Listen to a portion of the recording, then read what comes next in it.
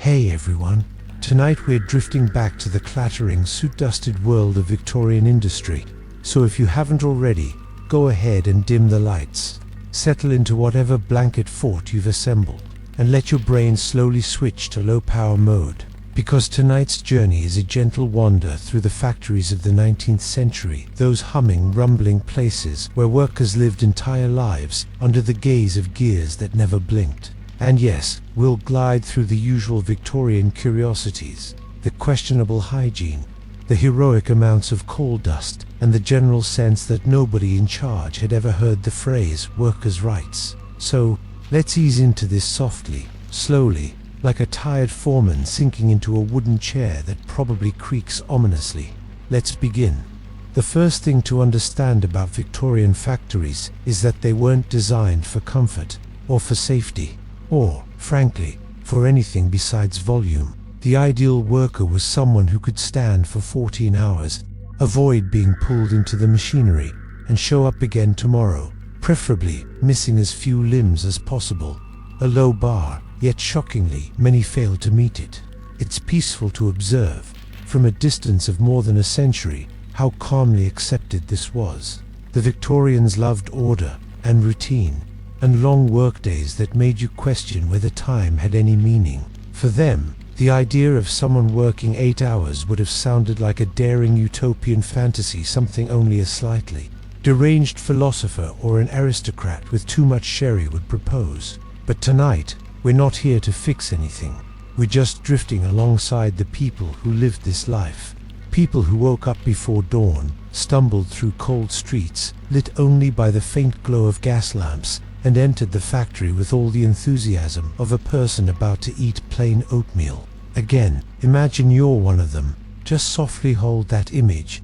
Nothing dramatic, just the quiet resignation of someone who knows the day will be long and noisy, and probably feature at least one supervisor yelling about productivity in a voice that could shatter glass.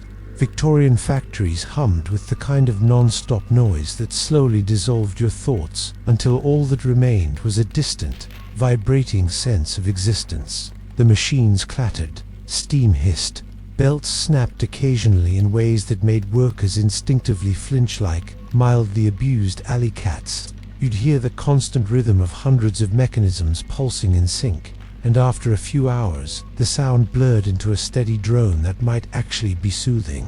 If you weren't standing directly beside it, if you were new to the job, you'd quickly learn that the building itself had a personality, not a friendly one. More like a large, impatient creature that needed to be fed human effort constantly, or it would become very annoyed. Floors shuddered, walls groaned, windows rattled with every massive turn of the flywheels, and through all of it, the air tasted faintly like metal, coal smoke, and the kind of dust that had no business being inhaled, yet everyone inhaled it anyway. Now, let's drift a little deeper. The shift began earlier, so early that the sun sometimes forgot to show up before you did. Workers arrived in waves, half awake, wrapped in rough wool, boots scraping the stone. Many had walked miles. Public transport was a luxury, and people who actually owned horses were considered fantastically well off, or at least wealthy enough to smell noticeably better. You might pass children on your way in small, alert, unnervingly quick. Factory owners loved hiring children. They were cheap, they were small enough to crawl under machines, and crucially they worked without asking many questions. Questions were regarded as a form of rebellion, and rebellions were discouraged through various managerial techniques, most involving stern glares and wage deductions. Inside, the first thing that hit you wasn't the noise, but the heat or the cold, depending on the season. Victorian factories had a unique ability to be freezing at the door and sweltering by the second row of machines, perfectly efficient at being inefficient. There was no real safety training. At most, a supervisor might vaguely gesture at a spinning contraption and mutter, "Don't get caught in that." And that was your entire instructional session. Let's drift quietly into the daily tasks. If you were assigned to a textile mill, which many workers were, you'd spend the day tending spinning frames or power looms. They were fast, astonishingly fast. The kind of fast that made your eyes water if you stared too long. Threads whipped in every direction. Bobbins spun like hyperactive insects. Every few minutes, you'd be expected to dart in and fix something, tying a stray thread, replacing a bobbin, or removing a small jam of fiber before it grew into a catastrophic machine meltdown that would briefly stop production and cause your supervisor to materialize behind you like an angry Victorian ghost. The work required rhythm, grace, a certain acceptance that your hands would never really be clean again. Cotton fibers settled into hair, into clothes, into lungs, too, though Victorian medical professionals had a charming habit of blaming that on delicate constitutions, a conveniently vague diagnosis that made everything sound much fancier than it was. Let's wander into the break schedule, or rather, the distinct lack of one. Technically, there were breaks, brief pauses where you could step outside, breathe actual air, and consider whether you still remembered what silence sounded like. Meals were basic: bread, maybe some cheese, perhaps a slice of something that used to be meat, tea if you were lucky. Workers often ate quickly, huddled together like a colony of overworked penguins, swapping news or complaining about the price of coal. Then, back inside, the afternoon stretch was the hardest. Muscles ached, feet throbbed, minds drifted dangerously toward daydreams, something Victorian supervisors deeply resented. Daydreaming, after all, did not produce thread, or fabric, or profit, so workers were constantly nudged, shouted at, or given meaningful looks that suggested they should pick up the pace. And yet, despite all this, communities formed, quietly, softly. There was comfort in familiarity, the same faces, the same routines, the same jokes whispered during the rare moments when the supervisor wasn't listening. People looked out for one another, because the factory rarely did. Someone might help retie a thread for a coworker whose hands were shaking. Someone else might subtly take on an extra task because a friend was too tired to manage. In a place designed for endless production, moments of kindness still appeared small, fragile, and slightly defiant. Let's gently shift toward the end of the day.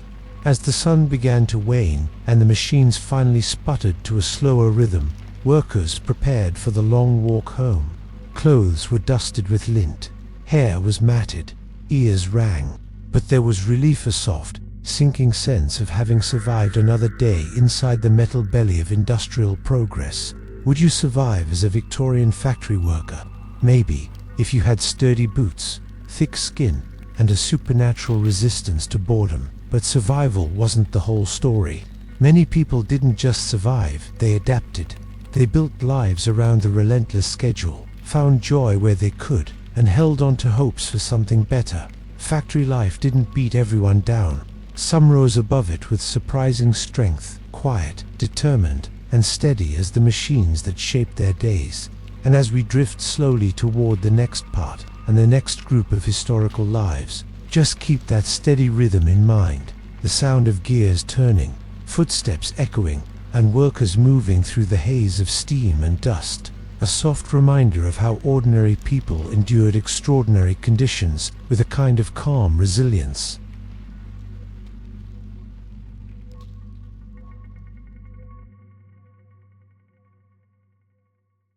Tonight, we're gliding back into the factory, not rushing, not clattering, just slipping in like a draft through a cracked Victorian window. And don't worry, the machines are already awake. They usually were. They had the unnerving habit of humming even when supposedly off, as if dreaming mechanical dreams full of gears and steam. So settle in again, breathe, and let us wander deeper into the world you began exploring in part 1. The soot is still here. The strange smells haven't gone anywhere. And yes, the supervisors are still lurking in corners like poorly groomed gargoyles. We'll keep the pace soft and steady. No sharp turns, just drifting. If you stayed long enough in a Victorian factory, you began to notice the building differently. At first, it was just a massive structure, the kind of place that looked like it would yell at you if it could. But over time, you might start noticing the small things. The way dust gathered in corners like tiny grey snowdrifts. The way the windows trembled every time a large machine exhaled steam. and how the floorboards had worn grooves from decades of boots shuffling back and forth, tracing the same paths over and over until the wood itself seemed tired. Factories were worlds unto themselves, with their own rules, their own moods, and occasionally their own mini-catastrophizer quiet ones, usually, though sometimes less quiet. Let's drift toward one of the more memorable daily rituals, the morning inspection. Now, inspection might make it sound organized like something involving clipboards and safety checks, but this was Victorian England, long before the radical notion that workers should keep all their limbs. A morning inspection was usually just a supervisor strolling dramatically through the factory, hands behind his back, doing his best impression of a disappointed schoolmaster. He'd squint critically at threads, machinery, and occasionally your soul. Supervisors loved looking stern. It was their entire identity. Many wore long coats to give themselves extra authority, even inside steaming hot rooms. Some sported pocket watches, not because they needed them, but because it gave them something to snap shut angrily when production fell behind. If you were unlucky, you'd attract their attention, not because of who you were. Victorian factory hierarchy wasn't too big on individuality, but because you made eye contact for half a second too long. Congratulations, you'd now become the symbolic reason productivity wasn't meeting expectations. But let's step away from the supervisors for a moment. Their energy is far too awake for a bedtime history drift. Instead, let's float toward the machines themselves. They were unpredictable companions. Some hummed pleasantly, some rattled like they were constantly about to fall apart, and some, usually the largest, made noises that suggested they were actively plotting revenge. The power loom, for example, had a rhythm that workers described as hypnotic. If hypnotic included the risk of sudden flying shuttles. These looms moved so fast that new workers often stared at them with the same uneasy fascination people reserve for roller coasters they know they shouldn't T-ride. Then there were the spinning frames, which lured workers into a false sense of security with their steady worry. You'd watch the bobbin spin, watch the thread stretch into neat lines, and then, out of nowhere, a thread would snap. And that small snap was your problem. You'd need to tie it back together in seconds while a supervisor materialized behind you like a Victorian jump scare. It required nimble fingers, a calm mind, and preferably the ability to ignore the fact that the machine could, theoretically, eat your sleeve at any moment. Let's wander now to the younger workers, the children. Yes, they had tasks too, and not charming tasks like organizing crayons. No. Victorian industry generously assigned them the jobs adults couldn't or wouldn't fit into. Children darted under machines to sweep debris. They scampered between belts to remove cotton dust. They retrieved dropped tools, threads, or small parts no adult hand could reach safely. Well, safely by Victorian standards, meaning barely alive afterward. Children worked because families needed money, and because factory owners loved the idea of someone who could be paid a fraction of an adult's wages.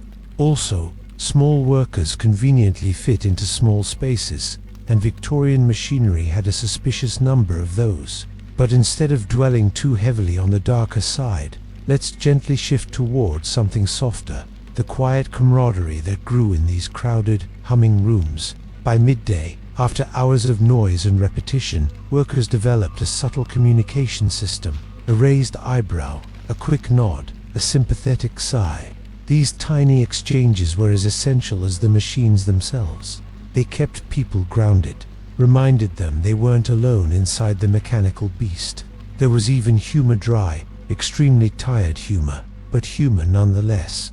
Someone might mutter that the machine was feeling moody again today. Someone else might joke that the supervisor smiled once, in 1842, and hasn't recovered since. The jokes weren't loud, they were barely whispers, but in a place where whispers were often the safest form of rebellion, they mattered. As the workday stretched on, you'd notice how people saved their energy. Movements grew slower but more precise. Eyes glazed over but stayed focused enough to avoid disasters. Minds drifted, yes, but hands stayed disciplined. The body learned the rhythm, even when the spirit floated far beyond the factory walls. Let's drift outside for a moment, just outside, not far. The streets near factories were often narrow and smoky. Buildings were crowded, stacked with tenants who lived so close together that many probably knew their neighbors' coughs better than their names. Laundry hung between windows on long lines, sagging under the weight of damp wool. Cats wandered the alleys. Horses clopped by, pulling carts loaded with coal or huge bundles of raw cotton. Children played in the streets between shifts, their faces smudged, their laughter mixing with the distant hum of machinery. Older workers might share small news: who was sick, who had gotten married, who had finally saved enough for a week without overtime.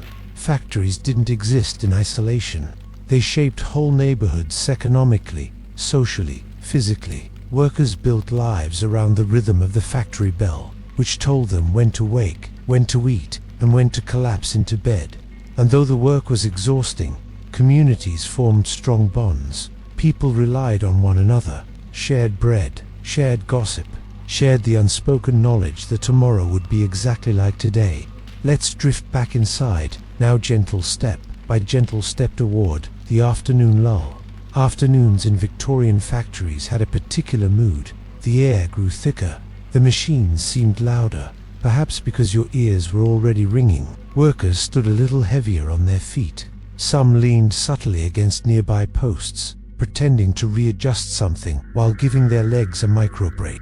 Supervisors disliked sitting, as they believed it weakened moral discipline, so they stalked the floor like very stern, very sweaty herons. If you made it too late afternoon, you'd begin feeling time again.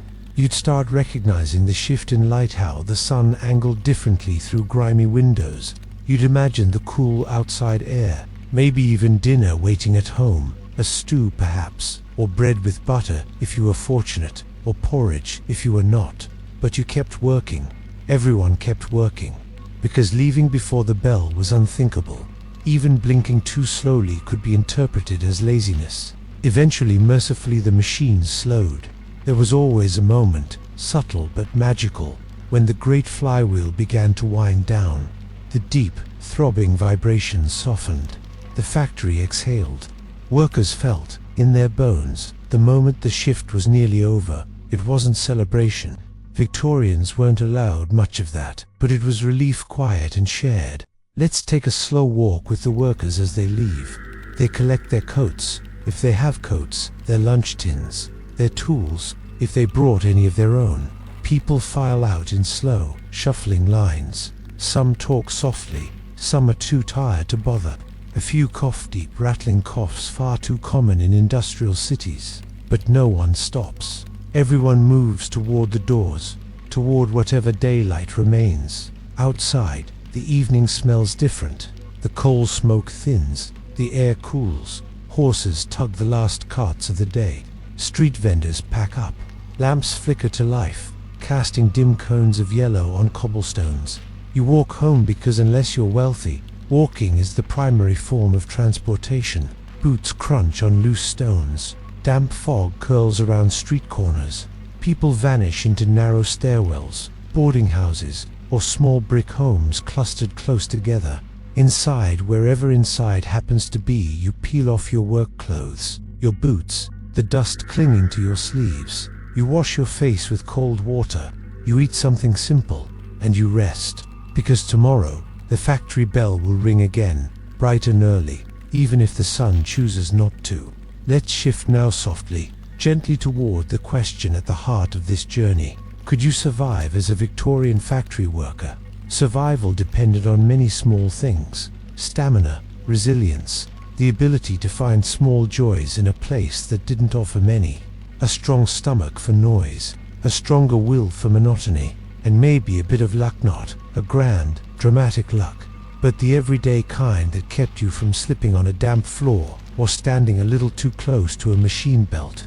It also required a strange talent, the ability to mentally drift without physically drifting. Workers had to hold themselves in two places at once: hands in the present, minds floating far beyond. Maybe that's why so many described the days as blurring together. The factory had a way of dissolving time. But people did survive. Many did more than that. They built families, communities and futures from the wages they earned in those loud, unforgiving walls. They stitched together lives using the spare hours between shifts.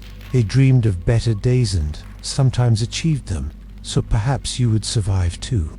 Perhaps you'd adapt, as humans so often do. But for now, we're just floating beside them, observing quietly, from a safe and comfortable distance, wrapped in modern blankets instead of Victorian soot, as we drift slowly toward Part 3. Imagine the machines falling silent, one by one, like a great mechanical choir easing into sleep, and let's follow them into the next quiet chapter. Tonight, as we ease further into the slow currents of Victorian life, let's step gently beyond the factory floor itself. We've walked through the noise, the heat, the supervisors shaped like disappointed lampposts, and the endless clouds of cotton dust. But the world outside those brick walls was just as strange, and just as exhausting in its own quiet, persistent way. So settle in again. Let the lights dim just a little more. Let your breathing soften. We're drifting deeper now into the homes, the streets, the tiny routines, and the subtle tragedies that wrap themselves around every Victorian worker like a heavy wool coat. No rush, no drama, just a slow walk through exhausted lives. If you followed one of these workers home after a long shift, you'd probably have to walk through a maze of narrow streets, the kinds of streets that felt like they were leaning inward, whispering secrets about every person who passed through.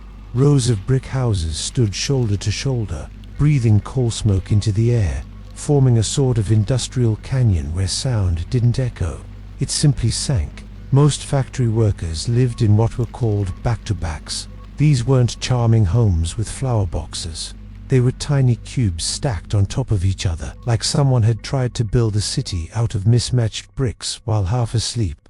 A single room downstairs, a single room upstairs, and a painfully narrow staircase that had opinions about every footstep. Families were big, houses were small. You can do the math. Inside, the air was a mixture of boiled cabbage, coal smoke, damp wool, and the faint aura of despair that came free with every Victorian lease agreement. If you were lucky, you might have a small kitchen range to heat food. If you weren't lucky, well, cold bread also counts as a meal. A very sad meal, but a meal. Most families shared beds, not for warmth or affection, simply because space was a luxury. Children slept 3 or 4 to a mattress. Adults squeezed wherever they could. Privacy was a concept reserved for aristocrats, poets, and other mythical creatures. Food was simple too. Bread, potatoes, porridge, tea so weak it looked offended to even be called tea. Meat was a rare visitor. When it appeared, people treated it with the confused joy of someone receiving an unexpected letter from an old friend. Let's drift quietly toward one of the most common routines, laundry day. Laundry in Victorian times was not the serene lavender-scented process it is today. There were no machines humming politely in the background. Laundry meant boiling water in heavy iron pots. It meant scrubbing clothes against washboards until your hands developed a personality of their own. It meant beating sheets with wooden paddles, as though you were settling a long-standing personal feud. Workers often did laundry on Sundays, the only day without a factory shift. Not because they felt motivated, but because they had no alternative. Sundays were supposed to be restful, but Victorians treated rest the way modern people treat gym memberships, theoretically important, rarely achieved. Let's wander, slowly and softly, into the heart of the neighborhood, the communal pump. Water didn't flow into homes. You had to fetch it.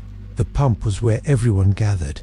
Women carried buckets. Children argued over whose turn it was. Elderly neighbors offered unsolicited advice about everything from marriage to laundry technique to the proper way to boil a turnip. The pump was also where gossip fermented itself, slowly, organically, with a rich Victorian flavor.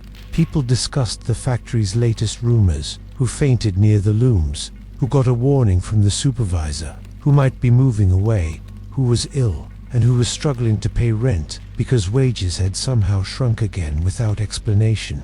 People talked softly, always soft, as though the city itself was listening. Let's drift further, gently, toward another unavoidable reality: illness. Factories weren't kind to lungs.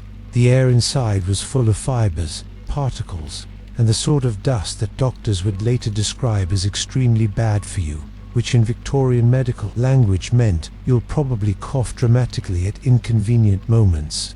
Workers dealt with constant coughs, chronic fatigue, and joint pains. Children grew up with bent backs, thin limbs, and lungs that rattled like loose buttons in a coat pocket. But illness was normal. Everyone was sick, so nobody thought too much about it. Victorian doctors, when called, liked to prescribe things such as leeches, mustard plasters, or mixtures containing ingredients that would get modern pharmacists arrested. Many poor families couldn't afford doctors anyway, so they relied on home remedies, superstition, and the universal belief that hot water could cure almost anything. Let's drift quietly into an evening, a typical one, not a dramatic one.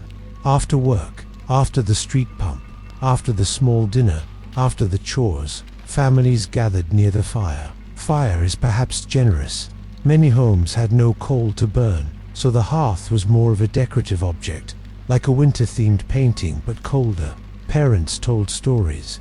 Children listened. Some families read newspapers, if someone could read, and discussed politics in the wonderfully vague Victorian way, where no one actually agreed, but everyone nodded politely. People knitted, mended clothes, polished boots, or prepared lunches for the next day. Nothing rushed, nothing loud, just quiet, tired motions, as everyone tried to stretch the last scraps of energy across the final hours of the evening. And somewhere outside, the factory chimneys stood silent, tall and dark against the night sky, like giant monuments dedicated to exhaustion. Let's wander deeper into another part of Victorian life: discipline. Victorian employers loved discipline almost as much as they disliked joy. Rules were strict. Absences had consequences. Tardiness was treated as a personal attack on capitalism itself.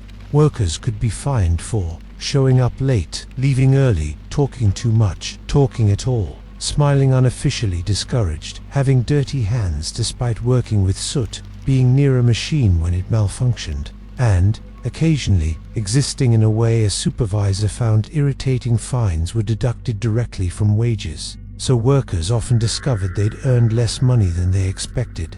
This magical disappearance of income was a beloved Victorian management tradition. Children had it worse. They could be scolded, hit with sticks, or locked in small rooms for discipline. Victorian education wasn't gentle, and factory training was even harsher. If a child cried, it was often considered a sign of moral weakness. If a child smiled, some supervisors found that suspicious too. Now, let's drift toward something softer: the rare moments of joy. Victorian workers didn't have much free time, but when they did, they cherished it. Some went to taverns. Others visited small music halls where performers sang songs about love, heartbreak, and occasionally very specific political complaints disguised as metaphors. Seasonal fairs offered games, puppet shows, and mysterious foods fried in questionable fats. Children played in the streets, hopping over puddles, inventing games with stones, sticks, and whatever else the universe kindly placed within reach. Adults found small comfort in companionship, neighbors helping neighbors, families sharing food, co-workers exchanging jokes whispered under the machines. These tiny joys didn't erase the hardship, but they softened it. Life was hard, but it wasn't empty. Let's drift now to one more corner of Victorian worker life: ambition. People didn't dream of becoming aristocrats. They weren't delusional, but many dreamed of steady futures, owning a slightly bigger house, saving enough to move out of the inner city streets, sending a child to school a little longer, a future where arms didn't ache from endless repetition. Some workers hoped for better jobs, clerical work, shopkeeping, or trades that didn't involve machinery capable of removing fingertips. Others saved money carefully, one coin at a time, with long-term dreams of opening a tiny bakery, a repair shop, or a small stall at the market. Dreams were slow, small, but steady. Let's wander now toward nighttime, a Victorian night. When the lamps went out, The streets faded into darkness. No neon signs, no headlights, just flickers of gaslight and the occasional glow from a window. The city didn't sleep, not fully, but it rested in its own restless way. Horses clopped by, stray cats prowled, chimneys smoked softly. Somewhere, a newborn cried. Somewhere else, a man coughed violently from years spent inhaling dust. Inside the cramped homes, workers slept in layers, layers of blankets, layers of exhaustion, layers of exhaustion, layers of dreams that mixed strange realities of the factory with faint hopes for tomorrow. Sleep came slowly, but deeply. Bodies needed rest more than anything, and in that quiet, the city exhaled. The factories would wake soon, very soon, but for a handful of hours, everything was suspended in a tired, soot-covered peace. Would you survive this Victorian life? Perhaps if you could endure noise, monotony, crowded homes, exhausted bones, and a social system built almost entirely to ignore your suffering. But workers did survive. They lived, they laughed, they endured. Their strength was quiet, unembellished, and constant. And as we drift now toward part 4, just breathe gently, and imagine the slow fade of a city where the sun is rising again, and another day is about to begin. Tomorrow, we return to the factory, softly, steadily. Tonight, we're drifting once again into that familiar Victorian haze, the blend of soot, early morning fog, and a level of exhaustion that modern people usually only experience during tax season. Another day is beginning in the life of a factory worker, and just like yesterday, it starts quietly, very quietly, because when you're that tired, even thinking feels like heavy labor. So settle in, pull your blanket a little closer.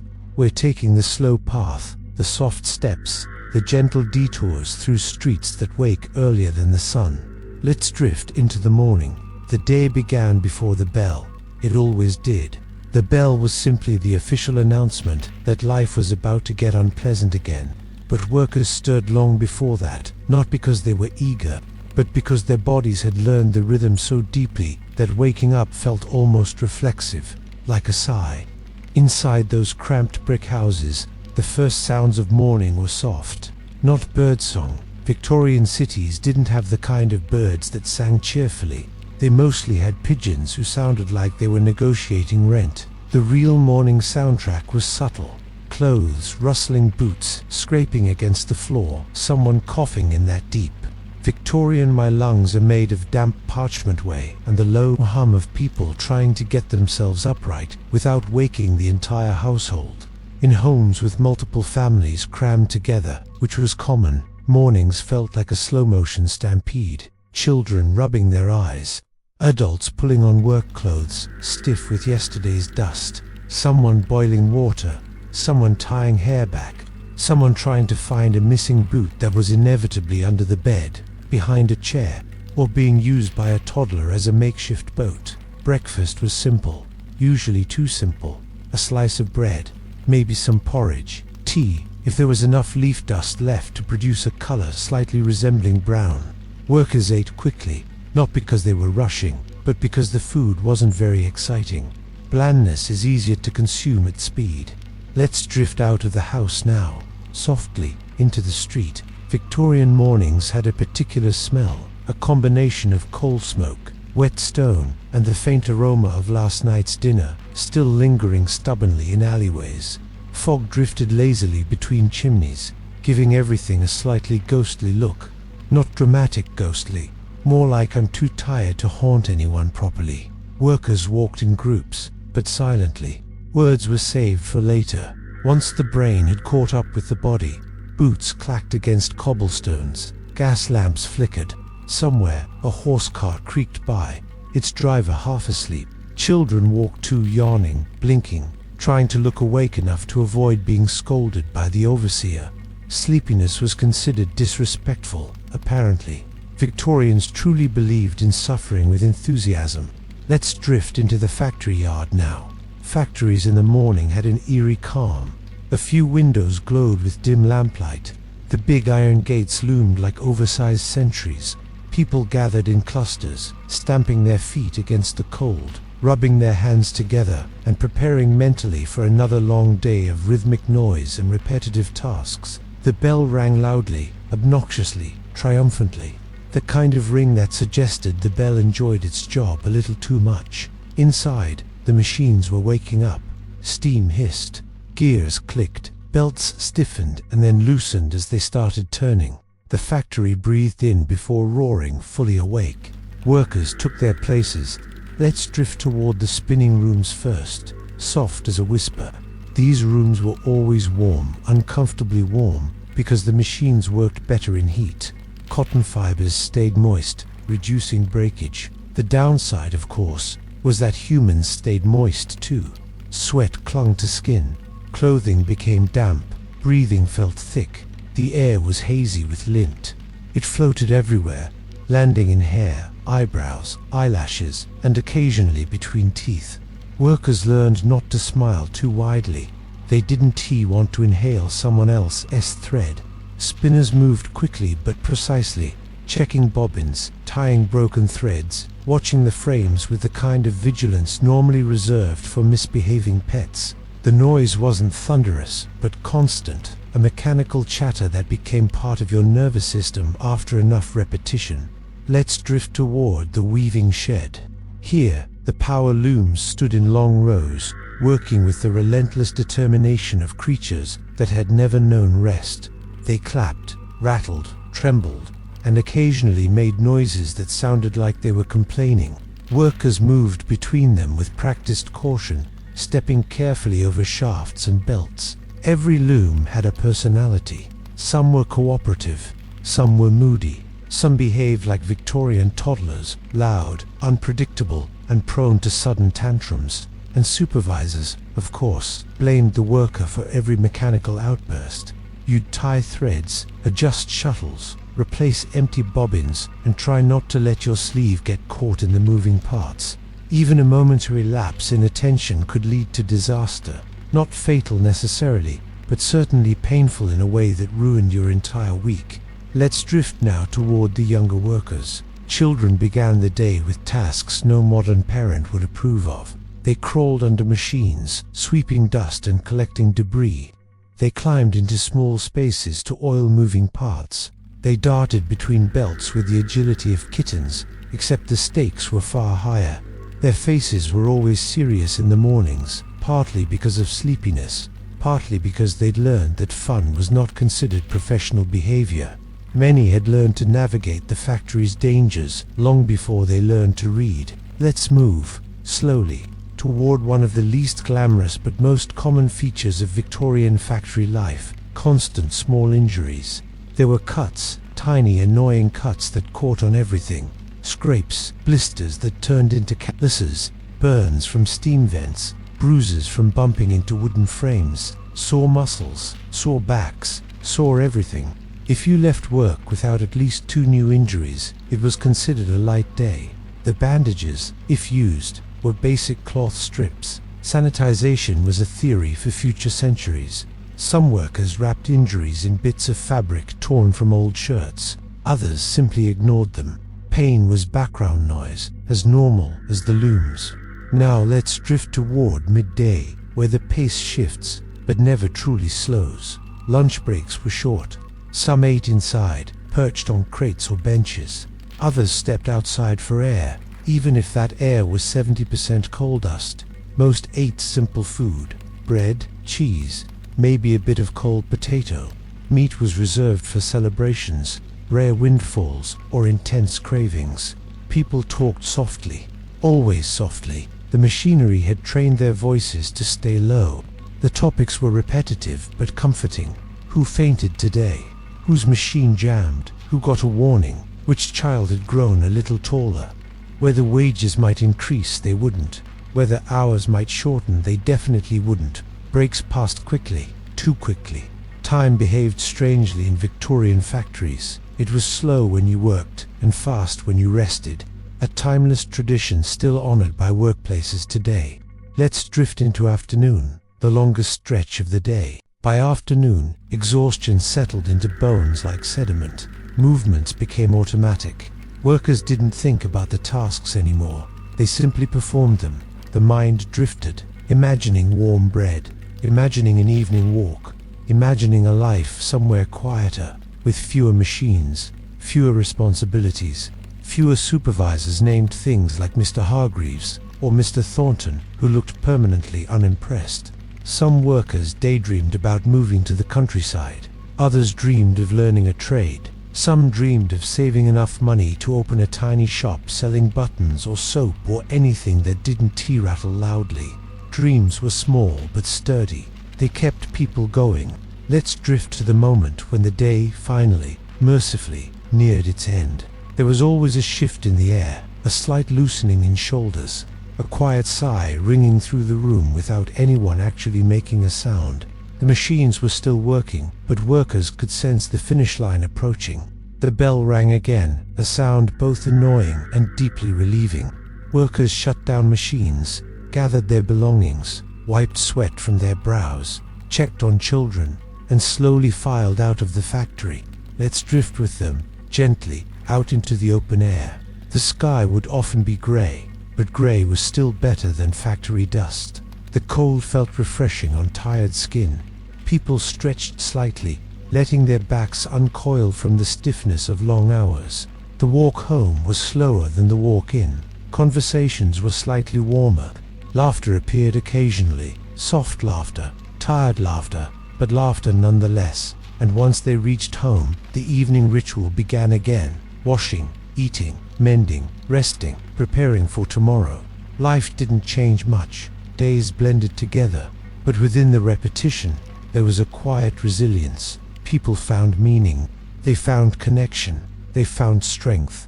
And as we float gently toward part 5, let your thoughts soften. Let the Victorian fog fade. And let the machines fall silent again. Tomorrow, we'll drift deeper into the lives, dreams, and quiet battles of these workers. Slow, steady, and sleepy as ever.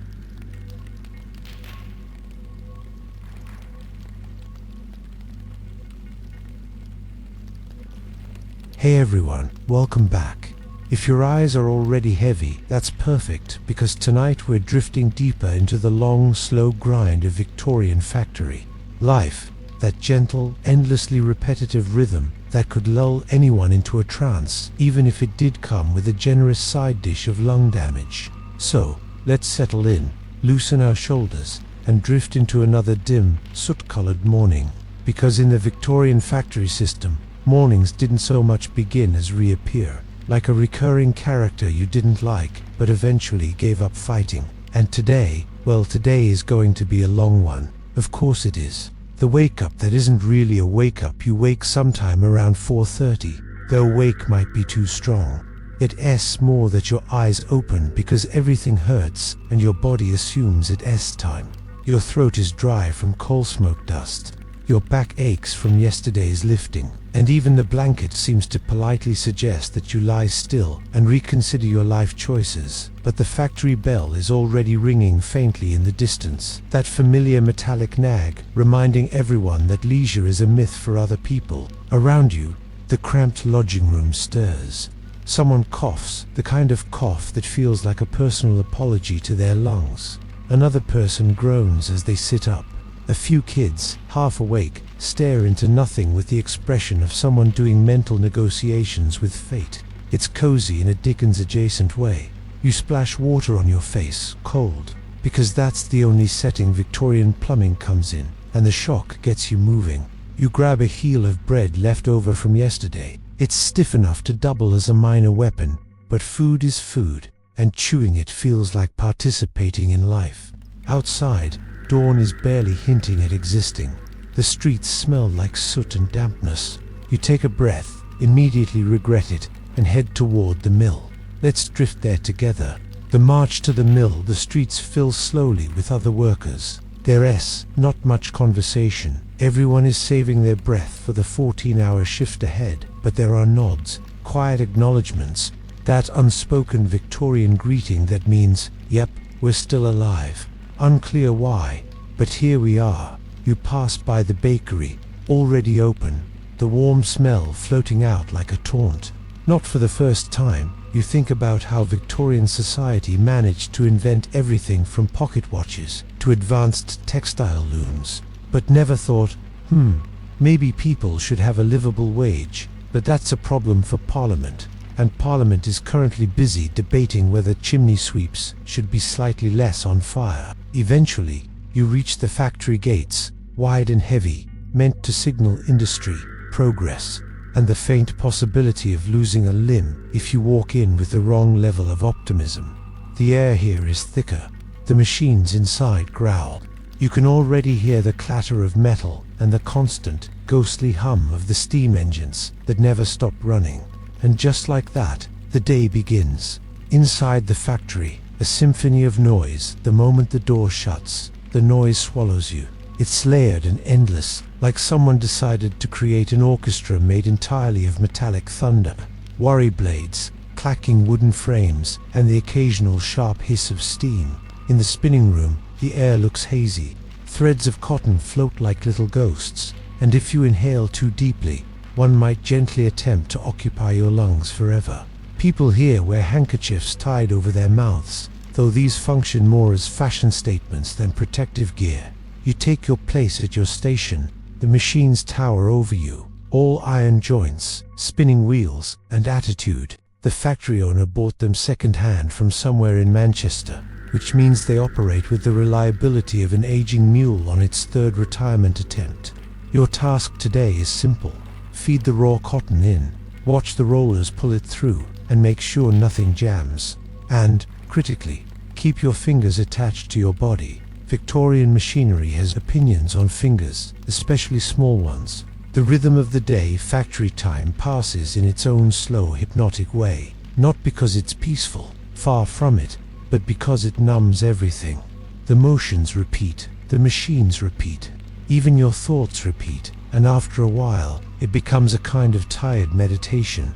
Push cotton, clear lint, check rollers, step back when they jerk. Repeat, try not to yawn too widely, or cotton dust rushes in and coats the inside of your mouth like a bizarre dessert. Every now and then, the overseer walks past a man whose eyebrows are permanently furrowed, as if someone once explained empathy to him and he found the concept personally offensive. He taps his stick on the floor whenever someone moves a second too slowly. He doesn't hit anyone, not here, not today, but the threat hovers. You adjust your pace.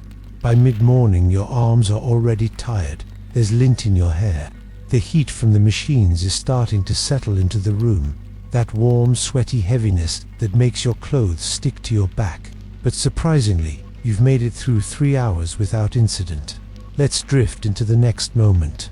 The great jam of the day. Around 11, your machine announces with all the subtlety of a cannon that it has become offended by its own existence again.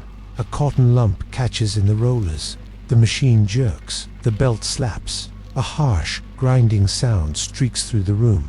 And the overseer looks up immediately, scanning for the source, like a hunting dog that smells both danger and paperwork. You react fast, not boldly, not heroically, just instinctively. You hit the wooden block meant to stop the rollers. The machine groans and shudders. The jam holds. You breathe. The overseer walks over, sighs in a way that suggests this jam was personally inconvenient for him, and then checks your fingers. All 10 are present and accounted for. He grunts, which, in this environment, is essentially a compliment, and moves on. You clear the cotton lump, feed the line, restart the machine, and just like that, the day continues. Lunch, a grand word for 10 minutes. When the lunch whistle sounds, it's like hearing a message from an alternate universe where rest exists. You step outside with everyone else. Some collapse just outside the door, taking deep breaths of relatively fresher air. Others unwrap small packets of whatever they manage to bring. Bread, potatoes, a bit of cheese if they're lucky. You chew slowly, savoring the novelty of being still. The ground is dusty, the sky is pale, and the air is full of the sounds of people eating in silence, because speaking requires energy, and energy is currently an endangered resource. Someone tells a joke.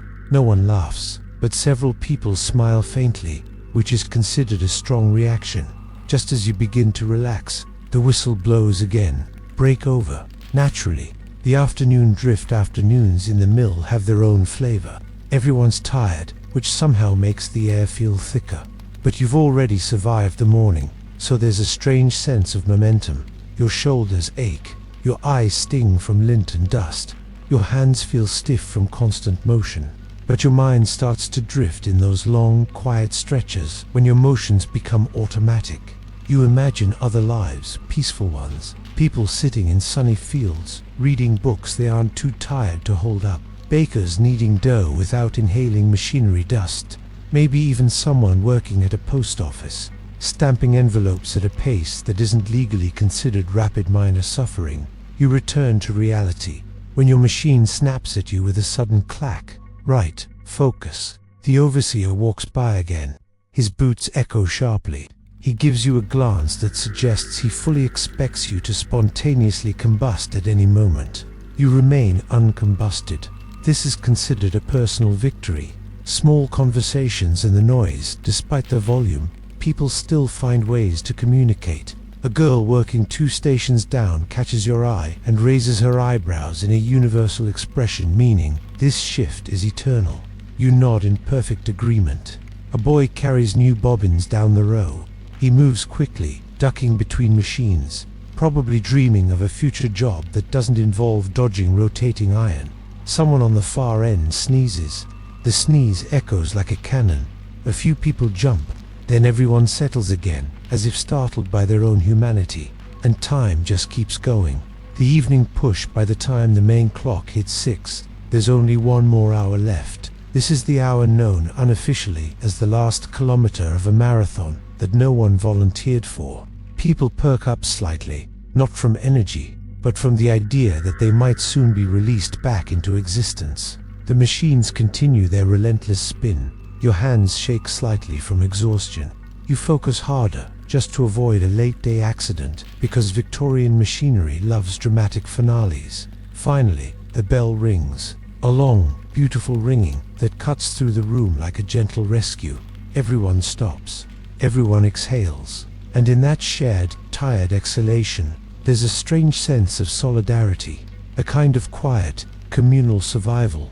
You hang up your apron, wipe your hands, and step outside into the cool evening air. The walk home, the sky is dim. People shuffle down the streets in loose groups. A few talk quietly. Most just drift forward, pulled by habit and gravity. Your feet ache in that deep, dull way that promises nothing pleasant tomorrow. But as you walk home, something almost peaceful settles over you. The hard part is done. You made it through another day. You still have all your fingers. Your shirt is only moderately dust-colored. In Victorian terms, that's basically a fiesta. At your lodging room, you change out of your factory clothes. Dust drifts off them like they're shedding a small ghost. Someone asks how your shift was. You shrugged. The universal Victorian phrase for "I survived." Somehow, you eat a little supper, a bit of stew, maybe some bread if your stomach hasn't staged a rebellion. And then, slowly, drowsily, you lie down on your straw mattress. Your body sinks. Your eyes close. And even though tomorrow will be the same noise, the same dust, the same aching joints, for now, at least for a few hours, you get to rest. Let's drift there together and fade.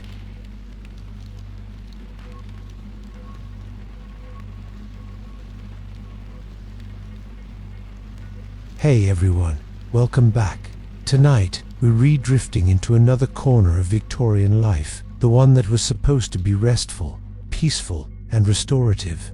Yes, we're talking about the legendary Victorian day off. Sunday, the day meant for sitting still, breathing, and maybe, if your lungs allowed, thinking soothing thoughts. But because this is Victorian Britain, rest was more of an optional concept, a suggestion, a vague rumor, something that happened mainly to aristocrats and fictional characters in novels written for the middle class. For factory workers, Sunday was less day of rest and more day of slightly different tasks, performed at a slower, more resentful pace. So tonight, let's drift gently into that world, soft, slow, sardonic, because if anyone deserves a nap, It's a Victorian labourer.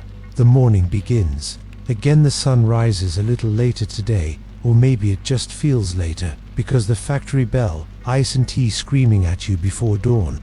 Your body wakes anyway, out of habit, out of stiffness, out of that ingrained Victorian instinct that if you rest too long, someone will accuse you of moral decay. You stretch on the straw mattress. It feels fine. Not good, just fine in the way that means it has at least retained its structural integrity overnight. Around you, the lodging house is quieter. A few roommate-type figures mumble. Someone snores with the dedication of a man who has worked 14 hours a day for 18 years. A child coughs, a deep, rattling cough that suggests his lungs are staging an opera. You sit up, rub your eyes, and try to decide whether you're hungry, tired, or both. In the Victorian era, both is nearly always correct. There's no rush to get out the door today, but there is a rush to get chores done before the church bells start ringing. Because on Sundays, everyone is expected to demonstrate their holiness, preferably while wearing their least grimy shirt. You slip into your clothes, the slightly cleaner set reserved for social respectability, and begin chores disguised as rest. Victorian Sundays are a delicate dance of pretending to relax while actually doing everything you didn't have time to do during the work week. First chore, water. You walk to the pump with a metal bucket that has never once felt fully empty. Pull the pump handle. Water sputters out in reluctant spurts. It's chilly and clean enough, at least by local standards. Second chore, washing. Your good shirt has a small stain shaped, suspiciously like cotton lint, mixed with machine grease. You scrub at it in a basin with soap that smells faintly of pine, or maybe just faintly of faintness. Some neighbors wash too, and there's a quiet sense of communal dread. Everyone scrubs quickly, silently, hoping their clothes dry before the church service. Drying them indoors would be a luxury, but the walls here absorb moisture about as well as a loaf of bread. Third chore, food preparation. Breakfast is simple. Bread, if you have it. Porridge, if the oats haven't run out. Tea, if you're lucky. The tea's weak enough to legally qualify as flavored water, but it's warm, and warm things feel like small luxuries. As you eat, you feel something unusual, a moment of genuine stillness. Not happiness, not comfort, just stillness. It's nice, suspiciously nice, which means it won't last long. The church march. Eventually, the church bells begin to ring, gentle at first, then increasingly insistent, like a Victorian parent calling children to the dinner table for boiled cabbage. Church attendance isn't technically mandatory, but culturally, socially, spiritually, and economically, it's mandatory. Your employer expects it. Your neighbors expect it. The church definitely expects it. So you go. The streets fill with people walking slowly in small clusters, dressed in their finest outfits, which mostly look like slightly less wrinkled versions of their everyday clothes. Children trail behind their parents with the low-energy defiance of kids who would rather be anywhere else on earth. The air is crisp, chimneys smoke softly, and for a moment, the town looks almost peaceful, like a painting created by someone who has never actually smelled a factory district on a warm day. You reach the church, a tall stone building with an interior that always feels 1 degree colder than the weather outside.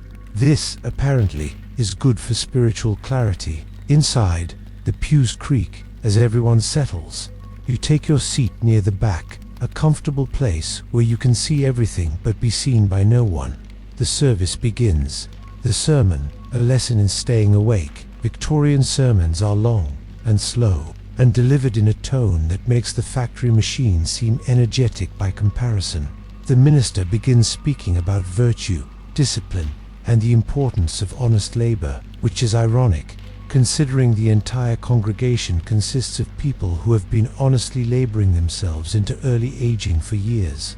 You nod politely. You try to pay attention, but the combination of warmth, exhaustion, and the steady monotone of the minister's voice creates a dangerous, pleasantly drowsy atmosphere.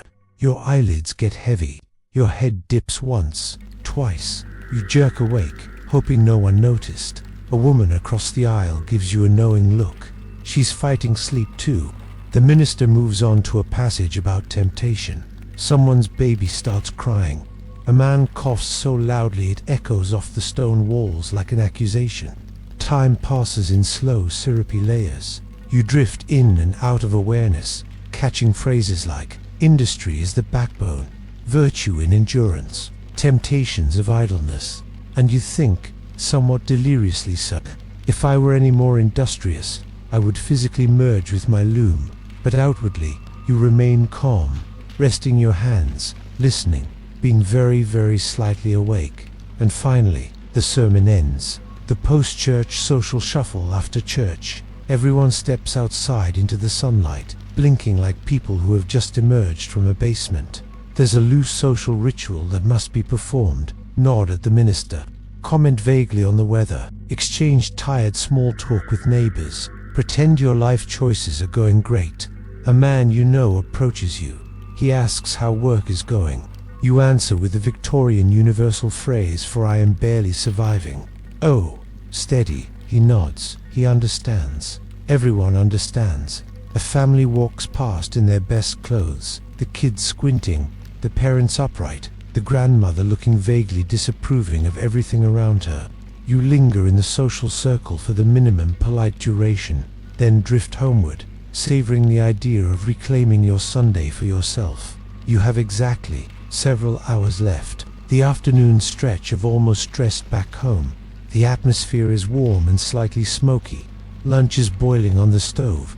Potatoes with maybe a scrap of meat if the week was good. You eat quietly. The potatoes are soft. The broth is thin. But the warmth soothes something deep inside you. Afterwards, you have choices. Not glamorous ones. Not relaxing ones. But choices. You might mend a ripped shirt, sweep the floor, help someone fetch coal patch up a worn shoe, or meditate on the philosophical question, is it possible to be tired in the soul? But today, you decide to do something luxurious. You sit outside, on a wooden stool, and simply watch the street. Children run past, playing a game that involves a stick, a hoop, and rules that seem to change every 5 seconds. 2 old men argue about politics, loudly, animatedly, and with the level of expertise possessed exclusively by people who have never been allowed to vote. A dog wanders by, looking for attention or crumbs or existence in general. The sun is gentle. Your eyelids feel heavy, and for a precious moment, you almost drift into sleep. But then someone calls your name. Obligatory social visits. Victorian society loves visiting, and by loves, I mean insists upon it, even when everyone is exhausted. A neighbor wants help fixing a small wooden stool. Another needs assistance carrying water. Someone else wants to borrow a needle again. You move from task to task in slow motion, doing tiny helpful things, because that's how communities function when everyone is equally tired and equally poor. There's a sweetness to it, in a way, a quiet solidarity. The knowledge that every small act makes life slightly more manageable for someone else. And yet, rest continues to be elusive. By late afternoon, you have attended to several unofficial obligations. You've had 3 conversations about nothing in particular. You've fetched water, moved a basket, and helped scold a child for climbing on the roof. You are, somehow, more tired than on workdays. Naturally, the evening drift as the day winds down. People begin preparing for Monday. Clothes are hung to dry near the fire. Tools are oiled. Lunches for the next day are assembled with grim resignation. You sit quietly near the table, letting the fire's warmth seep into your bones. Someone hums a tune. Someone else stirs a small pot of stew. The room feels safe, cramped, smoky, noisy, but safe. You look around and think, maybe this is as close to peace as the Victorian working class ever gets. And strangely, the thought doesn't feel sad. It feels real, solid, human. You eat supper slowly. You talk with the others. You share stories about strange overseer habits, ridiculous machinery quirks, and funny misunderstandings at work. Humor born not out of joy, but out of group survival. Laughter drifts through the room, soft, sleepy, fragile. The final quiet moments night settles in fully. The lamps flicker, the air cools, You change back into your working clothes for tomorrow. Because in Victorian Britain, morning time is too precious to waste on decisions. Your bed waits. The straw mattress looks lumpy but familiar. You lie down. Your muscles sigh. Your breathing slows. And the distant hum of the town becomes a soft background drone, comforting in its own strange way. Tomorrow will come with its usual exhaustion. The machines will roar. The factory will demand everything from you again. But tonight is still warm, quiet. You let your eyes close, and the Sabbath, the imperfect, exhausting, oddly tender Victorian Sabbath, finally gives you the rest you've been needing. Sleep pulls you in gently, slowly, softly, and the world fades. If you're still awake after 6 parts of Victorian factory life, first, impressive. Second, what exactly is your sleep threshold? Third, welcome back to another hour of gentle industrial misery. Tonight's chapter begins not with a bang, but with the soft, rhythmic pulse of machinery winding down after a long shift. It is the kind of sound that once you've lived with it long enough, becomes almost comforting, like ocean waves, or rainfall, or, in the case of the Victorians, a 100-pound loom deciding not to sever your arm for once. It is evening in the town of Ashton-under-Lyne. Smoke lifts from dozens of mill chimneys like dark ribbons unraveling into the sky. The workers are leaving, the looms are quieting, and you are here, drifting through the narrow lanes with coal dust settling on your clothing, whether you like it or not. And trust me, you wouldn't.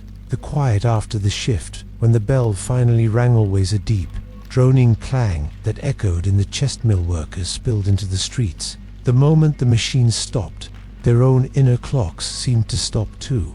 People moved slower, shoulders sagged, conversations dropped to a low murmur. Imagine thousands of bodies that had been vibrating alongside steel for 12 straight hours, suddenly trying to become still. Their muscles didn't quite know how. For many, this was the best moment of the day, stepping into air that wasn't tea, thick with fiber fluff, or boiling metal fumes. Even if the street smelled faintly of horse manure and cabbage stew, it still counted as fresh air. Children emerged from the carding room looking like tiny ghosts, cotton dust in their hair, on their faces, even in their eyelashes. Their voices were quietened by exhaustion, and also by the daily screaming inside the factory, which, unfortunately, was not an exaggeration but an actual warning system. You couldn't shout "Stop the machine." You could only shout a "HHHHH" and hope the overseer interpreted correctly. Now, at dusk, they clung to each other, moving in clusters down the cobblestones, like drifting clumps of cotton that had developed opinions. A walk home through a city that never sleeps. Let's follow one of them, a boy of maybe 11 years, or 10, or 9. The Victorians weren't too committed to birthdays. His name is Thomas Liddell. Everyone calls him Tommy. His clothes are the color of generic mud. His boots are 2 sizes too big and filled with straw, and his fingers hurt always, not from injuries, which were their own category, but from sheer repetition. The act of tying broken threads on spinning frames thousands of times per day created a sort of permanent ache. Tommy trudges home past the butcher's shop, where the scraps displayed in the window are technically meat, though only if you squint at it philosophically. A man with no teeth leans against the lamppost, humming something vaguely resembling a hymn. A group of women from the weaving rooms gossip in furious whispers about the overseer who lost his temper again today and threw a bobbin at someone's head. You know, normal Victorian small talk. The evening routine is predictable. The factories don't run at night, not yet. Thank goodness, but the city doesn't exactly sleep. Pubs swell with workers drowning the day's misery in ale. Children run errands. Mothers prepare watery soups. And somewhere in the distance, a steam whistle bleats for reasons no one understands. It just does that sometimes, like a drunk goose with an attitude. Inside the little home, Tommy slips into a narrow brick house wedged between 2 identical ones, all sharing walls, yard space, and occasionally rodents. The door creaks, everything creaks. Floors, chairs, people, even conversations seem creaky. Inside is warmth, but not comfort warmth, because of the stove burning coal dust swept from the mill floors and tossed into a bucket marked for home. His mother greets him with a tired smile. Her hands are red from scrubbing laundry for wealthier households. His younger sister, Rose, is coughing softly, wrapping a blanket around herself even though the night is only mildly cold. This cough is the soundtrack of Milltown's. They didn't call it brown lung yet, but everyone understood what caused it. Tommy sits down to a meal of potato, onion, and potato. It is bland, filling, and crucially, it does not require teeth-on advantage in a world where dental care is the stuff of exotic fairy tales. They eat quietly, the exhaustion settling over them like a blanket heavier than anything they actually owned. After supper, his mother lights a tiny tallow candle. The flame sputters, but holds. Up close, you can smell it, and it smells like regret. Tallow candles were made from animal fat, often the lowest grade, and the scent drifted through rooms like the ghost of a poorly washed sheep. But it was light, and that meant the day wasn't over yet. The only time that was truly theirs, evenings, were a paradox. Workers were tiresome, bone-tired, some soul-tired, some a combination of both, which is, scientifically speaking, the worst kind. But evenings were also the only time the day belonged to them.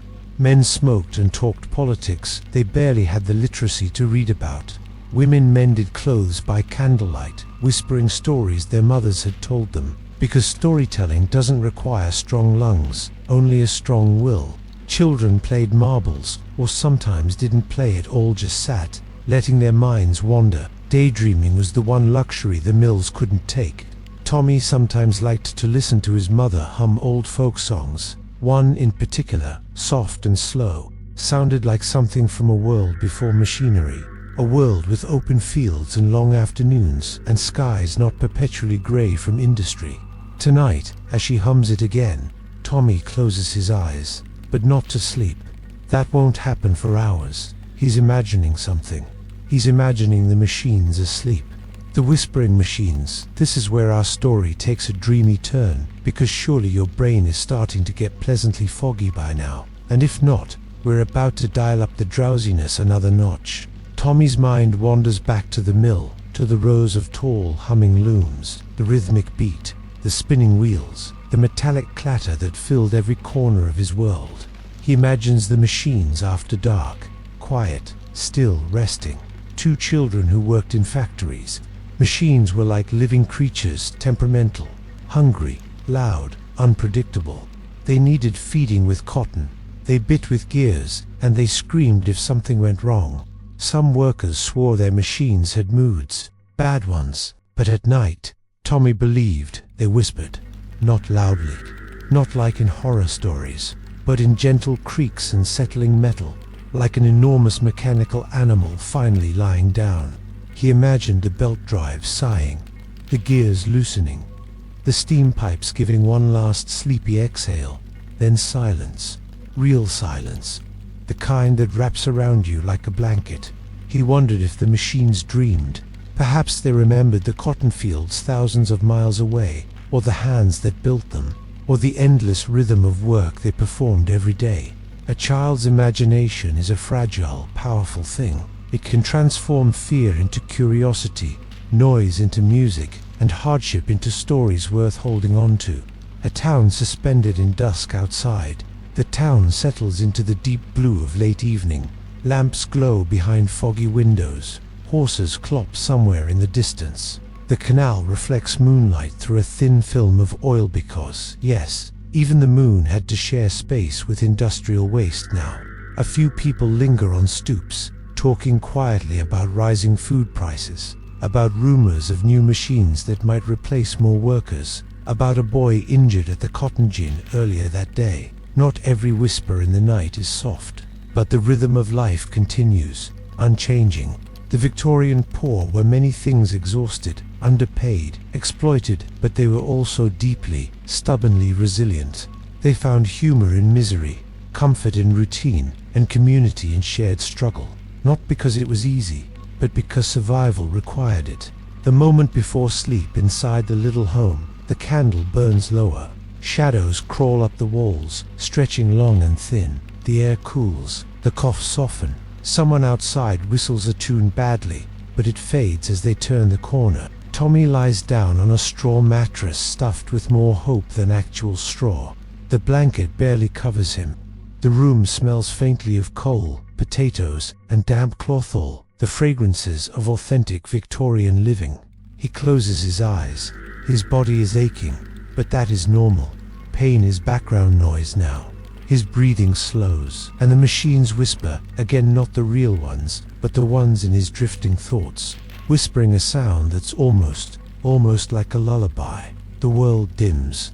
The town grows still, and for a few precious hours, the Victorian working class forgets the grind of daytime and slips into the one realm where the mill cannot follow them. Sleep, or something like it. If you've made it to part 8, congratulations. You are now more informed about Victorian factory life than most actual Victorians, largely because they were too tired to think about it deeply. But you're committed, you're brave, you're also probably very sleepy. Perfect. Tonight, we return to the factory town just as dawn lifts its pale, reluctant head over the chimneys. It is morning, and morning in an industrial city is not a gentle affair. It does not creep in with birdsong, dew, and poetic sunbeams. No, Victorian morning arrives like a landlord pounding the door, loud, abrupt, and smelling faintly of debt. Let's begin.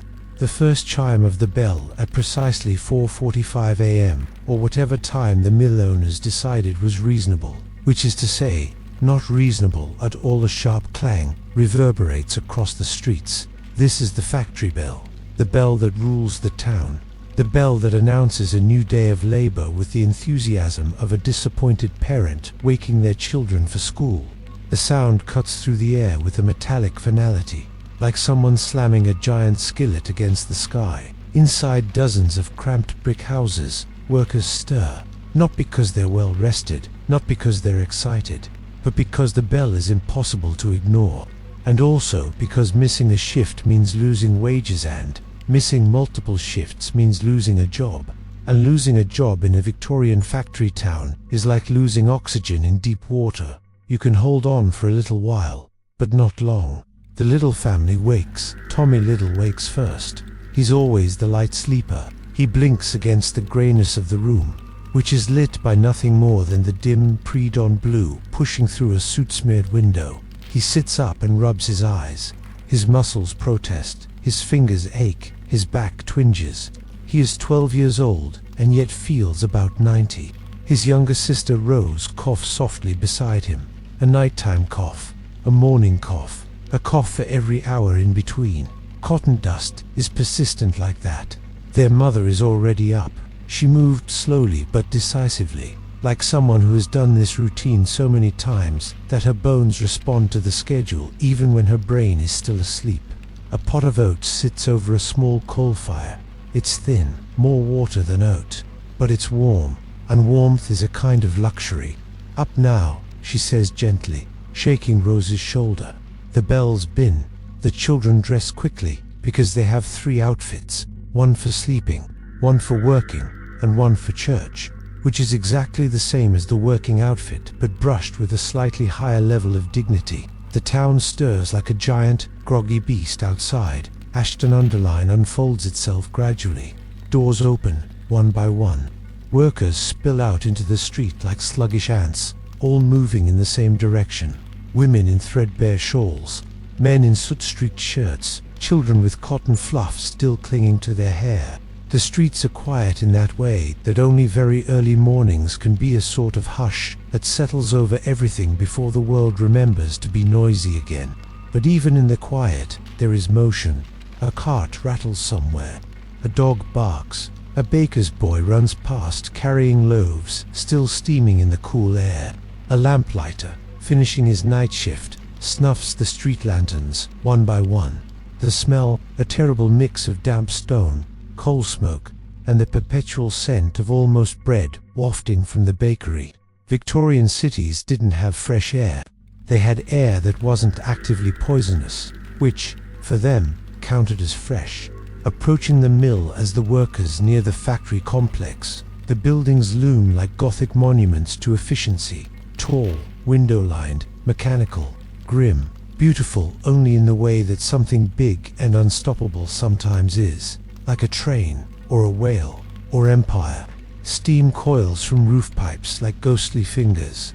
Water wheels churn beside the canal. The mill stands, waiting, and waiting, and waiting, because the workers are still arriving, and the machines, if they had emotions, would be deeply impatient. Tommy looks up at the enormous brick facade of the mill. Every day it grows taller in his mind. Every day it seems to swallow more of the sky. Inside, overseers wait with clipboards, or tally sheets, or whatever it is Victorian overseers held to give themselves authority, possibly just a stick. Workers file in, each step bringing them closer to the roar of machinery that, in a few minutes, will come alive again. But for now, there's a moment, a very brief moment, stillness, the liminal space before the factory awakens, a silence that tastes faintly of cold air and anxiety. Inside the spinning room, the workers take their places. The overseer nods, a lever is pulled, a valve is opened, a belt snaps into motion, and the mill wakes up. The sound is instant and overwhelming, a crashing, shuddering, relentless wave of clattering metal, spinning wheels, and pounding looms. It washes over the room like a physical force. The air fills with cotton lint, swirling like snowflakes in a blizzard that absolutely no one would ever describe as magical. Light filters through the tall, dusty windows in thin, pale beams that make the floating fibers glitter like tiny ghosts. The floor vibrates beneath their feet. Tommy ties his first broken thread of the day, then his second, then his 20th, then his 50th. Behind him, a girl of roughly his age, Mary Dalton, works 2 frames away. She once told him she dreamed of becoming a schoolteacher someday. Then she laughed, because such dreams were both lovely and impossible. Mary's hands move fast, faster than they should, faster than is safe. But speed is rewarded. Speed is survival. Today, though, something feels different. Not wrong, just different. The machines sound louder. The air feels heavier. The floor trembles more violently. Perhaps it's just Tommy's imagination, or perhaps it's something else, something brewing, a whisper of change. Around midday, the workers break for lunch, a term used generously, considering the meal usually consisted of cold bread, a sliver of cheese, or leftover potato slices wrapped in cloth. Tommy sits near the loading bay with Mary and another boy named Alfie, who has a permanently lopsided grin caused by an unfortunate incident involving a loom and a very unlucky tooth. They eat quickly. Workers don't have time for slow meals, and that's when they hear it, a rumor, a soft, electric ripple moving through the factory floor like a breeze. They're bringing in new machines, not just any machines, machines that require fewer workers. Tommy hears the overseers muttering. He hears the cardroom women whispering. He hears the older men swearing under their breath. The rumor spreads faster than fire in a textile store. New machines, new technology, more power, more speed, fewer hands. Will they let workers go? Mary asks quietly, eyes lowered. Course they will, Alfie answers. Because Alfie has no filter, and even less tact. Machines don't get tired. Machines don't get paid. Tommy feels a cold knot tighten in his stomach. The factory is already a beast that devours hours and energy. Now, it might devour people too, not literally. Though honestly, with Victorian safety standards, it's amazing it doesn't happen more often. The afternoon grind, the rumor merges with the roar of machines, creating a tension that hums beneath the surface of the day. Workers move faster. Overseers shout more often. The air seems hotter, thicker, heavier, with both steam and fear. Tommy ties broken threads as if his life depends on it because, in a way, it does. Every minute in the mill is a negotiation with survival. Survive the machines, survive the overseers, survive the hunger, survive the day. By late afternoon, sweat clings to every worker, tracing red lines where cotton fibers have irritated their arms. Eyes sting, throats burn, a child trips, a machine jerks, Someone screams. Work stops for 10 seconds. Then it resumes. The mill doesn't pause for long. It has a schedule to keep. It has orders to fill. It has profits to protect. A small moment of humanity near the end of the shift. Something softens. A lull. An unexpected pause. The overseer is consulting with an engineer about the rumored machines. The workers take the opportunity to straighten their backs, stretch their cramped hands, and breathe air that is only 60% fiber instead of 90%. Mary leans toward Tommy. "You ever think about leaving?" she asks. "Leaving the mill?" "No," she says. "Leaving the town." Tommy blinks. Strange thought. The town is all he knows. The mill is all he knows. His entire world fits inside a few narrow streets, a canal path, and a brick building filled with noise. "Where would you go?" he asks. "Anywhere," she replies. "Somewhere with trees, real trees. Somewhere the air smells like something other than smoke." Tommy tries to imagine it. Green places, open sky, quiet. The idea is too big for him, but he likes it anyway. The final bell at last. The end of shift bell rings, not loudly, not sharply, but with a low, vibrating rumble like the mill letting out a sigh. Work stops, machines slow, belts unwind, wheels tick to a halt. The spinning room exhales, and the workers, for a moment, stand in a rare, delicate stillness. Then they file out, slowly, warily, quietly. The day has taken its toll. Evening again, as the sun sets. The whole town glows in shades of orange and gray. Smoke catches the fading light and turns it into something almost beautiful. People move through the streets like shadows, drifting homeward. Tommy walks beside Mary and Alfie. Rose runs to meet him. His mother waits at the door. Dinner is small. The candle is dim. The air is cool. The rumor about the new machines hangs over everything like a cloud. But night comes anyway, and with it, a fragile peace. The machines rest again later. As Tommy lies down, he thinks again of the mill, the machines, their rhythm, their roar, their relentless hunger, and now, something new, their future. He wonders if the machines dream differently.